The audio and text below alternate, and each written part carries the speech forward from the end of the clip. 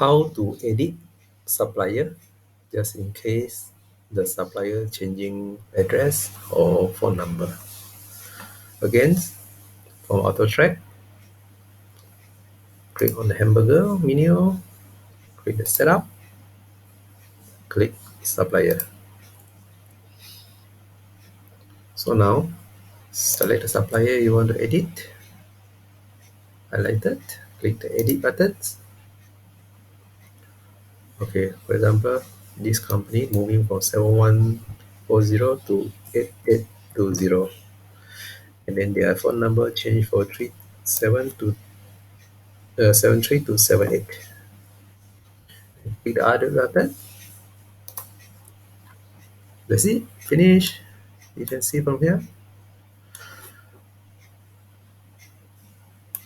the address for the supplier is updated.